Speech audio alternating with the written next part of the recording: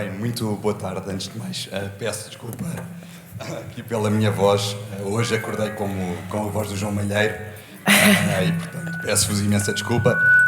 Na verdade, eu não sou a pessoa mais importante aqui, portanto, falarei pouco. O grande objetivo deste painel foi discutir aqui um pouco com pessoas que têm estado no terreno, no setor dos serviços financeiros, aquilo que têm sido as abordagens que têm sido seguidas e também um pouco aquilo que têm sido as principais aprendizagens. No relatório que saiu em janeiro deste ano do World Economic Forum, é indicado cerca de 70% dos processos da banca, dos seguros, também dos mercados de capitais, têm um potencial elevado de automação ou de aumentação ou complementação, se quiserem, com a inteligência artificial generativa. São as três indústrias com resultados mais claros e acaba por ligar um pouco àquilo que tem sido o investimento, quer da banca, quer das seguradoras, naquilo que são programas de transformação e programas de melhoria da eficiência operacional. Muitas vezes estes programas não têm tido os resultados pretendidos, muito por temas de tecnologia legacy, por temas de alguma cristalização cultural, mas no novo paradigma com GenAI, pelas capacidades da tecnologia para um conjunto de processos que tipicamente não eram automatizáveis na geração anterior da automação, acabamos por ter aqui um paradigma completamente diferente. E por isso, e para não me falhar a voz, passo a apresentar aqui os meus três ilustres convidados e agradecendo mais uma vez a vossa disponibilidade e presença. E, portanto, tenho aqui, em primeiro lugar, à minha esquerda, o João Melo Jesus, que é Head of Data and AI Transformation Office do Millennium BCP. Temos depois o Bruno Tinoco, que é o Head of Data Science and AI do Novo Banco. E por último temos o Dinis Santos, que é o Head of Business Translation da Generali Tranquilidade e que tem acompanhado aqui a maior parte dos projetos de Advanced Analytics e agora mais recentemente GenAI na companhia. Portanto, muito obrigado mais uma vez aos três. E começando aqui pelo João, o Millennium BCP tem tido aqui já como pioneiro na adoção deste tipo de tecnologias na banca, tem tido já aqui um conjunto de projetos bastante alargado, já tem soluções várias em produção, de várias tipologias. Era um bocadinho pedir-te aqui, para começares com um resumo de onde é que tens visto maior impacto, seja do ponto de vista operacional puro, seja do ponto de vista de impacto financeiro, da adoção desta tecnologia em produção.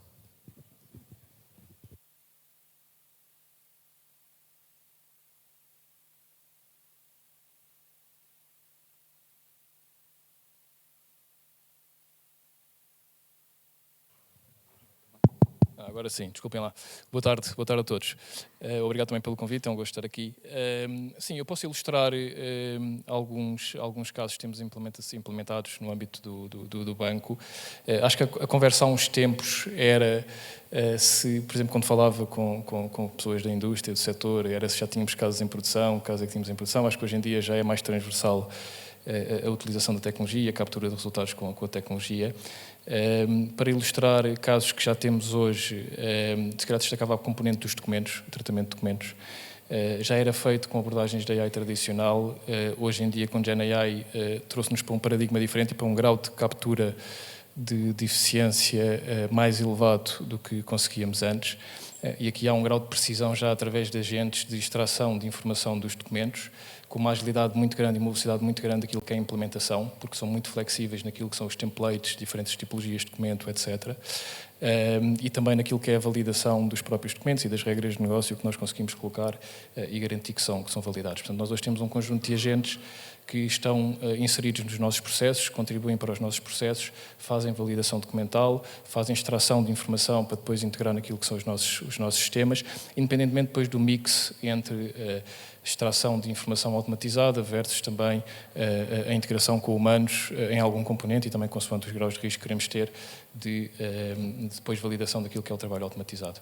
Aqui, na realidade, a ideia é para cada tipo de documento que é tratado e que passa nos nossos processos, existe, na realidade, um agente capaz de tratar essa tipologia de documento, independentemente do sítio onde ele entra, do canal onde ele entra, do processo, por onde esse processo flui, este agente pode ser invocado e contribuir para aquilo que é o processamento desse documento. Portanto, captando aqui sinergias e transversalidade na atuação. Destacaria também, se calhar, a área de Customer Support. Aqui, se calhar, não na abordagem que se calhar é mais comum neste componente, que é o chatbots, mas se calhar numa componente analítica, que acho que é também uma vertente interessante e onde, se calhar, a implementação é até mais fácil para ter os primeiros resultados, que é a capacidade que temos de analisar aquilo que são as interações que temos com os nossos clientes, sejam elas voz, sejam elas texto, extrair daí insights que depois nos permitam evoluir aquilo que são as nossas jornadas com os nossos clientes. As nossas equipas digitais já utilizam esse feedback e estes insights para melhorar as nossas jornadas e também naquilo que é o próprio atendimento ao cliente, onde conseguimos melhorar o atendimento ao cliente também com base nestes insights. Nós aqui, depois, a nível técnico, ou seja, como isto estamos a falar de informação muito em larga escala, não utilizamos uma abordagem tradicional de modelos GPT, tipo ChatGPT, utilizamos, na realidade, modelos que são fine-tuned, específicos para extrair estes insights e conseguimos em real-time ou near real-time obter esta informação em escala com velocidades de resposta muito relevantes e também com custos mais reduzidos, porque são modelos que instanciamos na nossa própria infraestrutura. Também a nível daquilo que é as transcrições, quando queremos voz para texto, também fine-tuning, porque há muita terminologia específica da banca que precisamos de capturar e foram treinados modelos também nesse sentido. E depois, se calhar, só também, porque é uma área também muito relevante, e para terminar, o software, o desenvolvimento de software, onde temos uma própria plataforma de migração de código desenvolvida internamente, que já utilizamos, por exemplo, a nível de sistemas informacionais, um Datamart, onde já migramos mais cerca de 1000 programas em linguagens legacy, que esse Datamart corre em mainframe, portanto JCL, COBOL, SAS também, que corre em mainframe, e que migramos para SQL, portanto adaptado àquilo que é a nossa nova plataforma de dados. Portanto, aqui também um acelerador significativo naquilo que é processos de renovação tecnológica e evolução tecnológica. Muito obrigado, João, e já falaremos um pouco mais sobre a abordagem técnica subjacente a tudo isto. E agora, saltando para o Dinis, porque falámos aqui um bocadinho no contexto de seguros, tipicamente, obviamente tem sido uma indústria que tem aqui um conjunto de workflows processuais, como vimos ainda aqui hoje de manhã, bastante complexos, com muita documentação, mas sei que há aqui um leque muito mais alargado de potenciais utilizações de GenAI no contexto desta indústria. Portanto, Dinis, peço aqui partilhares um bocadinho e aqui também, se calhar, pegando um pouco também nos exemplos do João adaptados à vossa realidade, quais é que são aqueles casos onde tens verificado ou vês mais à frente aqui potencial de utilização de GenAI nos vossos workflows? Antes de mais, boa tarde a todos. Bem, se calhar queria só pegar num ponto que há pouco referiste, Nuno, ou seja, e de facto olhando aqui para nós três hoje aqui neste painel, fazemos todos parte do mesmo setor, que é o setor de Financial Services, e onde eu sinto que se há uns anos atrás era um setor visto, se calhar como um setor menos sexy para trabalhar, neste momento, como dizia o Nuno, estamos a falar provavelmente do setor com maior probabilidade, com maior potencial de captura de business case e de valor, alavancando em GenAI. Eu acho que isso por si só traz um desafio e um contexto super interessante e super desafiante para todos nós. Pegando naquilo que tem sido a nossa experiência e aquilo que são os principais projetos que temos vindo a desenvolver, a nossa visão interna, e de forma simples, daquilo que é a estratégia de GenAI, nós tipicamente separamos os principais use cases de GenAI em duas tipologias. Coisas mais focadas naquilo que é a produtividade individual, onde falamos tipicamente de casos de uso geral, alavancando muitas vezes tecnologias no Copilot, no ChatGPT, e muito alavancando também nos temas de formação, capacitação e change management. E depois temos toda a outra vertente que nós chamamos de eficiência coletiva. E aí onde sim trabalhamos de forma mais profunda processos complexos, áreas transversais, equipas core e com desenvolvimento in-house. E de facto é aí que eu encaixo um pouco este tema que falavas dos workflows complexos, tipicamente associados à indústria de seguros, e que onde vemos um enorme potencial de super ou hyper automatização ou amplificação com GenAI. E aqui tipicamente falamos muitas vezes das áreas de back-office, onde vamos desde a área de subscrição, a área de contact center, de operações e até à gestão de sinistros. E aqui a nossa abordagem tem sido muito numa lógica de alavancar nas principais capabilities, ou seja, sentimos que muitas da tecnologia, muitas das capabilities associadas acabam por ser genéricas e replicáveis e até construídas on top daquilo que é os nossos processos. E onde eu destaco, por um lado, aquilo que é a categorização, aquilo que é a sumarização dos vários pedidos que nos chegam, aquilo que é a automação ou aquilo que é o next best action associada a cada um destes processos, e enfim, também uma componente mais geral de enabler de chatbot. E, portanto, temos começado esta jornada e fizemos muito este caminho também, iniciando com as equipas de operações, com as principais tipologias de pedidos, e estamos neste momento a transversalizar para as várias áreas, para as restantes áreas. E, portanto, eu diria que a nossa visão é um pouco esta, ou seja, é pegar naquilo que são os processos e naquilo que são tipicamente ciclos com atividades controladas end-to-end por um operador e que na prática acaba ele por si só ser o bottleneck daquilo que é o workflow e transpor isto para uma realidade em que ele na prática acaba por ser um observador, um complementador daquilo que é a informação gerada e conseguir, on top disto, agilizar processos, aumentar a eficiência e também aquilo que é o tempo de qualidade e tratamento no serviço ao cliente. Muito obrigado, Inês. E acho que, pegando no teu ponto também nesse processo de tentar trazer a tecnologia não só para áreas que tipicamente poderão ter um potencial de automação grande, mas em escala, seja no modo de capilharidade individual, seja nesse alargamento de perímetro. Passo aqui para o Bruno uma questão relativa à adoção da tecnologia em si. Aquilo que verificamos da nossa experiência convosco é que, de facto, existe uma preocupação muito grande na componente de envolvimento do utilizador final, naquilo que é o processo de desenho, o processo de conceptualização e depois, obviamente, perdão, na utilização da tecnologia. Portanto, perceber um pouco como é que vocês veem esta simbiose entre o técnico e, na verdade, esta nova tecnologia. Sim, antes de mais estou solidário contigo, mas, perdão, eu acho que esse é de facto um tema, ou seja, o cliente final, seja ele um cliente ou um colaborador, tem que estar no centro de todo o desenvolvimento. E nós de facto levamos isso a sério e também, como o Diniz estava a comentar, nós próprios também vemos o GenAI em duas grandes áreas no banco. A primeira área, damos-lhe exatamente o mesmo nome, a produtividade individual. E aqui o que nós queremos é, efetivamente, dotar as nossas pessoas de capacidade na utilização do GenAI para melhorarem as suas atividades do dia-a-dia. Esta é uma área em que, basicamente, nós colocamos um GenAI como acelerador das suas atividades. Mas a responsabilidade do output é das pessoas que o utilizam. Ou seja, damos treino, damos capacidade e damos segurança para terem tecnologia para eles próprios criarem os seus agentes e terem ganhos de eficiência. E aqui, efetivamente, seguimos um modelo descentralizado, mas com governo. Por outro lado, temos os casos de uso em que aqui estamos a falar de GenAI aplicado a processos críticos de negócio. Ou seja, e podem ser aplicados numa ótica de aumentarmos a capacidade das nossas pessoas, e humanamente a da AI, ou até numa perspectiva de uma automação mais abrangente de determinado processo. Quer seja de prestar atendimento 24/7 aos nossos clientes, quer seja numa questão de automatizar processos de back-office. Claro que nunca será 100% automatizado, nós precisamos sempre das nossas pessoas no loop, mas, contudo, conseguimos ter estes agentes de GenAI a fazerem um conjunto de tarefas que de antes não estavam disponíveis, não é? E aqui seguimos efetivamente um modelo, eu não lhe chamaria nem centralizado nem descentralizado, eu diria que é híbrido, no sentido em que nós centralizamos na parte do desenvolvimento com frameworks robustas para podermos criar agentes com responsabilidade, mas depois descentralizamos na parte do negócio, porque tem que haver a responsabilidade da parte do negócio no que diz respeito ao trabalho que é feito por cada um destes agentes.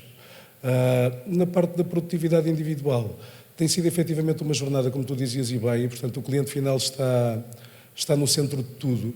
E, aliás, temos vindo a trabalhar bastante com vocês e acho que aqui a grande missão tem sido criar awareness dentro do banco.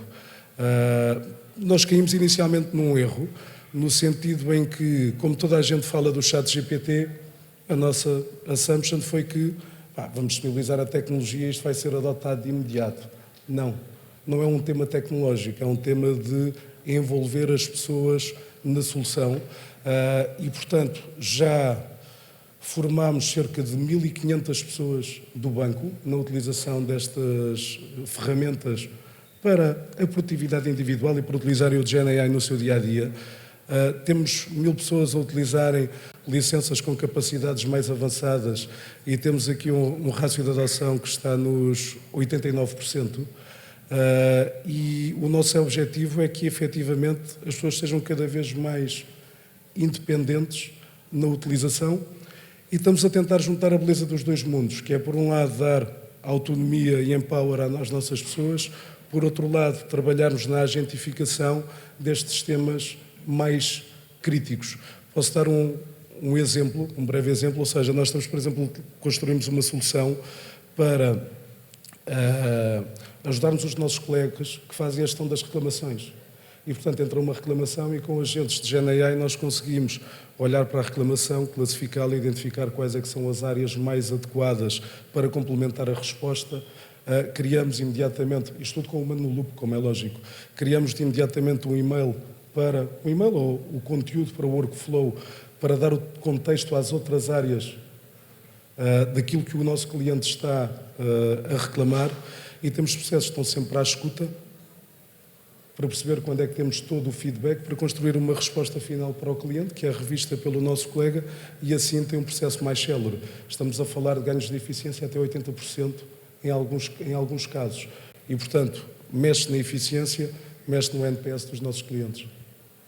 Muito obrigado, Bruno. E acho que, pegando um pouco naquilo que referias, seja do ponto de vista de uma adoção mais em escala, mas também pegando naquilo que o Diniz referia, na perspectiva dos padrões e formas de utilizar a tecnologia que possam ser estándares e replicados, faço uma pergunta agora um bocadinho mais técnica aqui ao João, relativamente àquilo que foi o investimento que fizeram, desenvolver uma plataforma de agentes, ou de agentificação proprietária, vossa, se calhar antes de muitas das soluções que agora há no mercado, e portanto pedir-te aqui um bocadinho o balanço desse investimento, como tem sido e que resultados tem obtido e quão satisfeito estás neste momento com o investimento feito. Sim, nós temos uma plataforma de agentes que na realidade permite que descentralizadamente na organização os colaboradores possam criar agentes, podem utilizar diferentes modelos, podem utilizar modelos da OpenAI, podem utilizar modelos da Google, podem utilizar modelos open source que estão instanciados na nossa infraestrutura.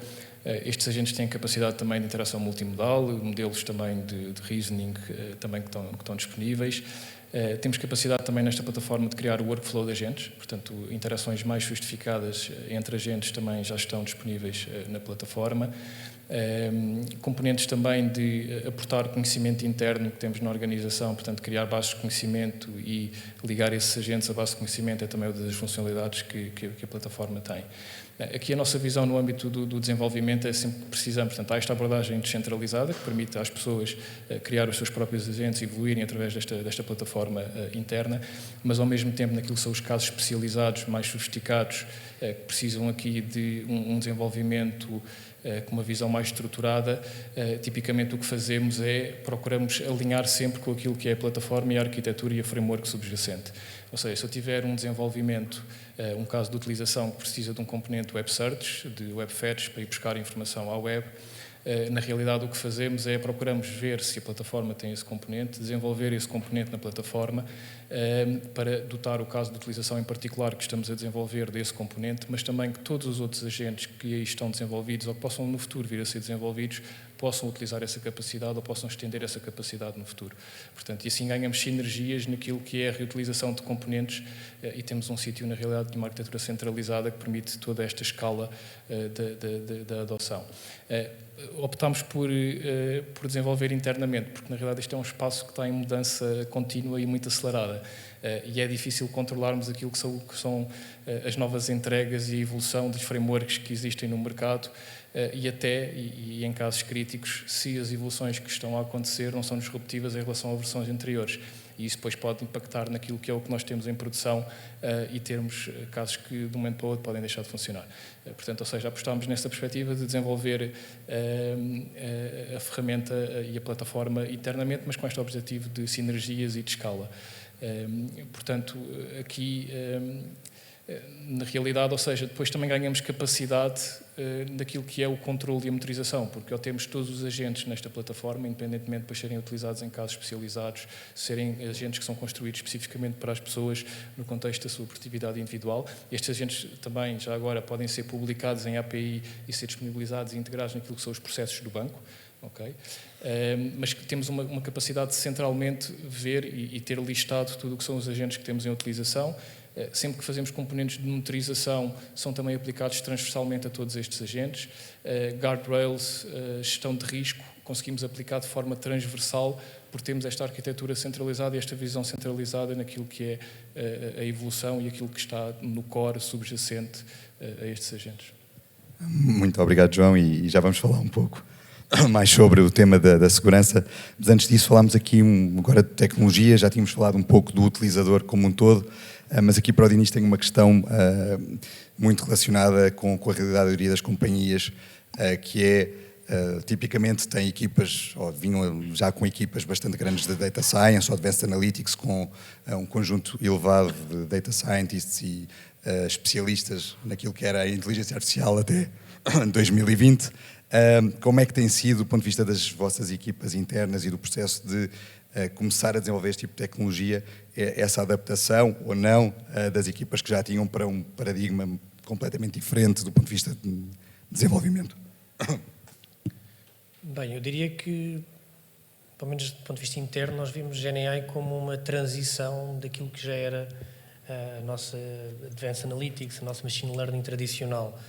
E de facto, ou seja, não é um projeto ad hoc, mas sim aquilo que é continuidade da nossa jornada de inteligência artificial.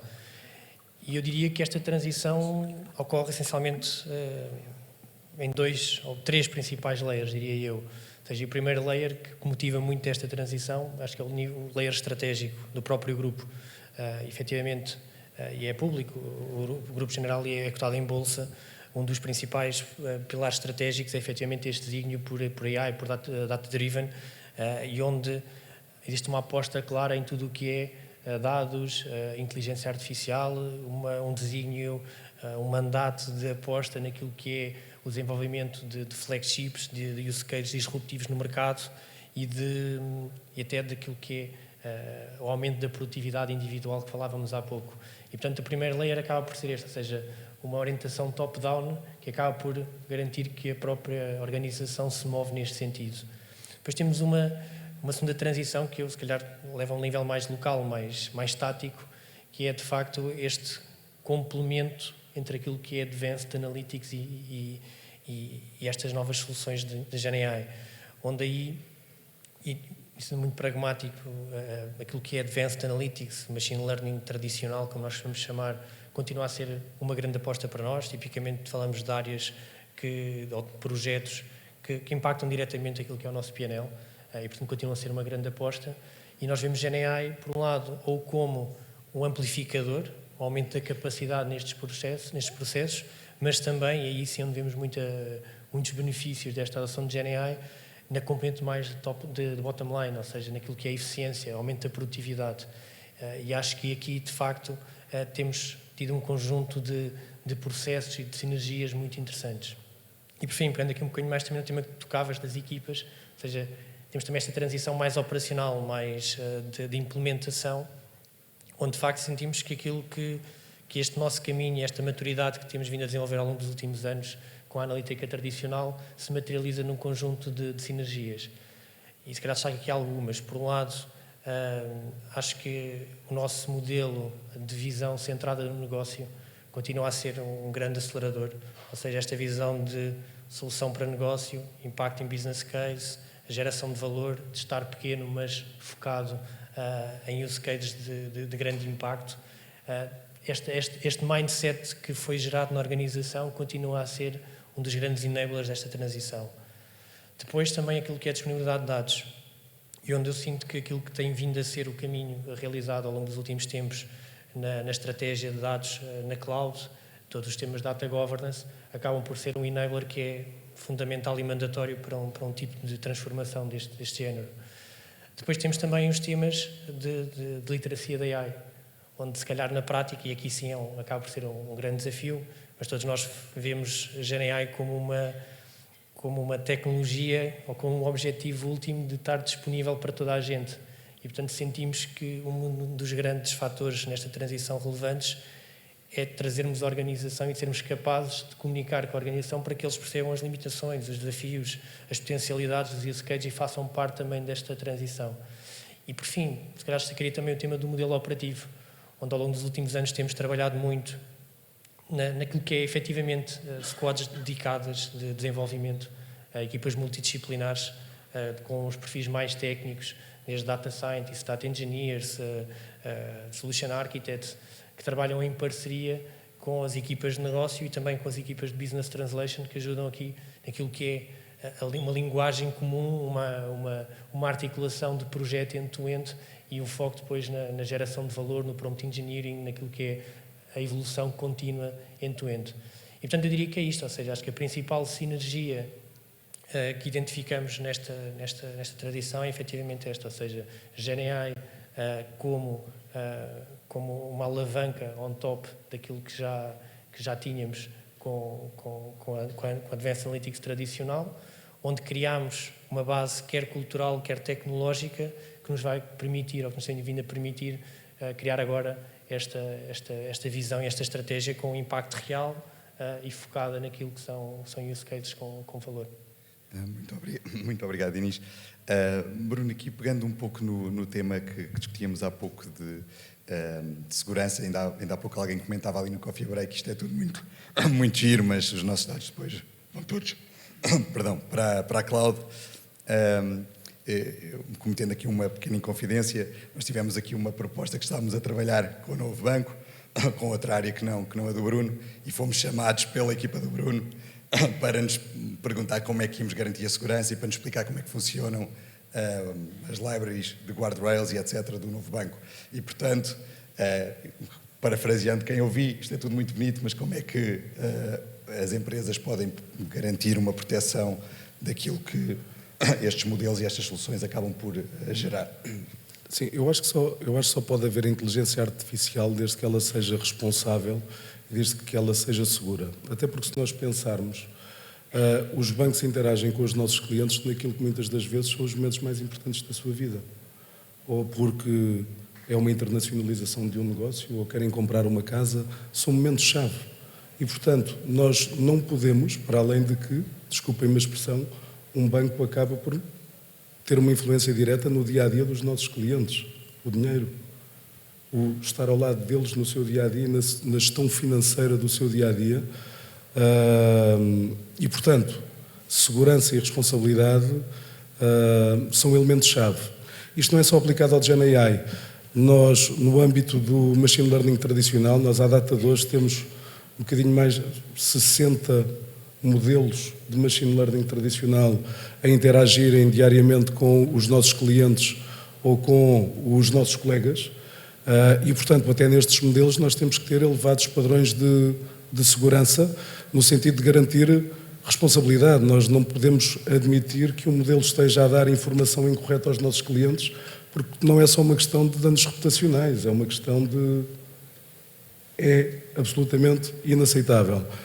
O GenAI é justamente uma continuidade e, portanto, principalmente nestes casos de uso em que tocamos em processos críticos de negócio, efetivamente há aqui um conjunto de preocupações, desde as guardrails e, portanto, seguimos frameworks muito próprias de desenvolvimento para garantir toda a traceability e toda a rastreabilidade de tudo o que são os outputs. E, de forma muito sucinta, ou seja, nós não nos dedicamos apenas a colocar um modelo no ar, aliás, porque a aventura começa quando ele está justamente a interagir com os nossos clientes e com os nossos colegas. Portanto, mais do que colocar modelos em produção, nós colocamos processos em produção que nos permitam atuar em caso verifique alguma inconformidade com o modelo. Mas é atuar de forma ágil, porque muitas das vezes todas estas correções têm que ser on the fly, porque se existe um tema, ele tem que ser corrigido imediatamente. Muito obrigado, Bruno. Acho que já estamos Eu estou a ficar sem voz definitivamente e já estamos aqui a ser policiados. Portanto, resta-me agradecer aqui aos três, agradecer a todos e pedir mais uma vez desculpa aqui pelo meu momento, João Malheiro, e desejar um bom resto de evento a todos.